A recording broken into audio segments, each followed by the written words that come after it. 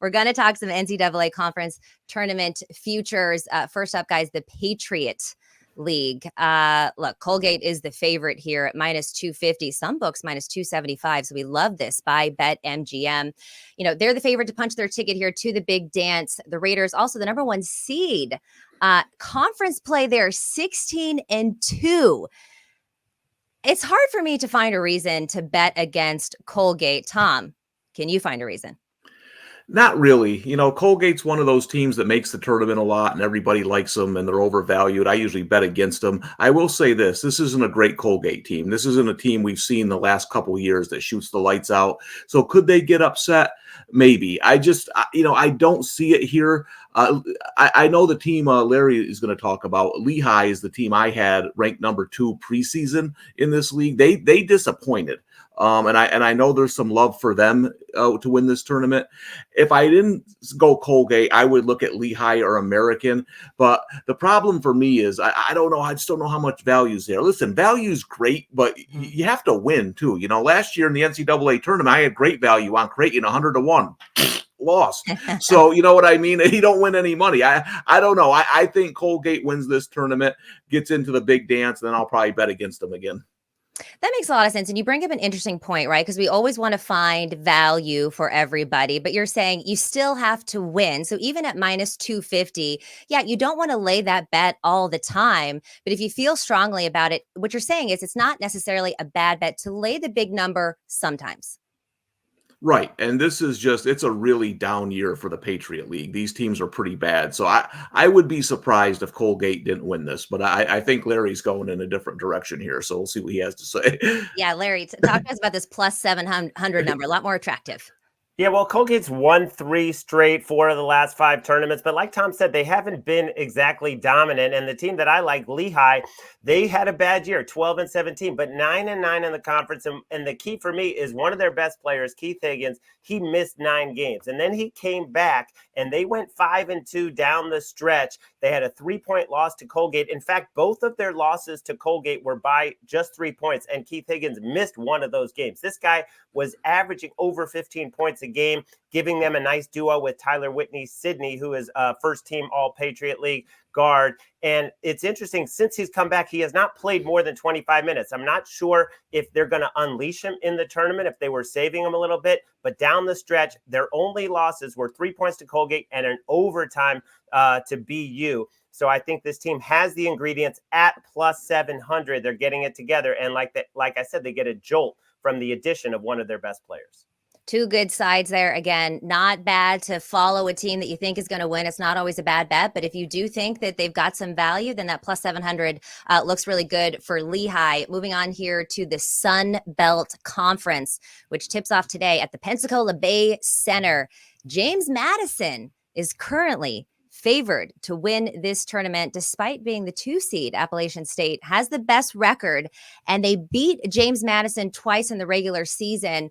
Tom, should James Madison be favored here?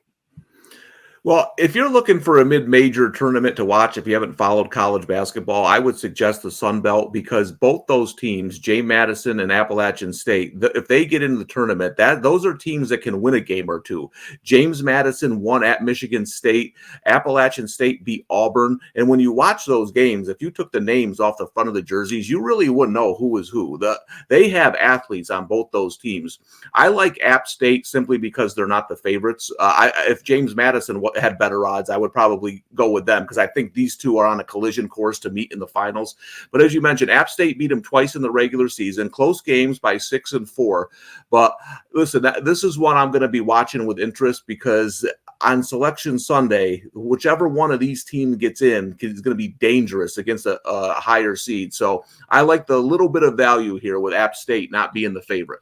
Okay, taking a little bit of a different approach here. Larry, how do you see it?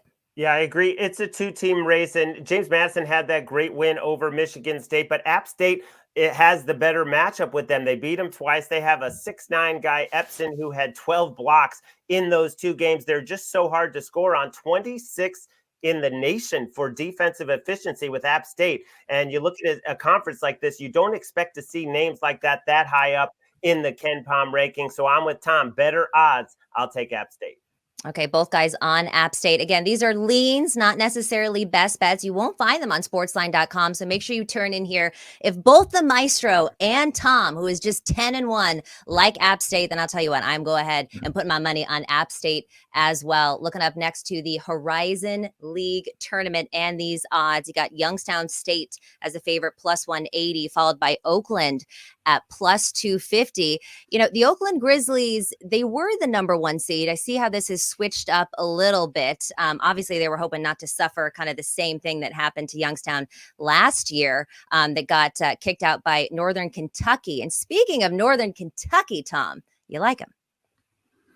Yeah, this is an interesting tournament, I think. Horizon can always get crazy because a lot of these teams are jumbled together. So the first game for Northern Kentucky is against Wright State on Thursday. I think the winner of that game is dangerous, but when you look at the odds, Wright State's plus 300 and Northern Kentucky's plus 1,400.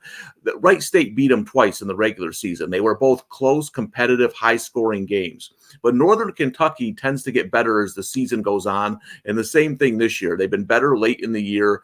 I think if they can slow down the game against Wright State a little bit on Thursday and steal that win, they're going to be a tough out in the tournament. So I like both those teams, but Wright State being plus 300 and Northern Kentucky being plus 1,400, then I lean Northern Kentucky as the best bet in this tournament. Do you agree, Larry, or where are you taking us? I'm going to go the other way. I mean, Wright State beat Northern Kentucky twice, and they do face them in the opening round. This team, they lead the country in shooting at 53%.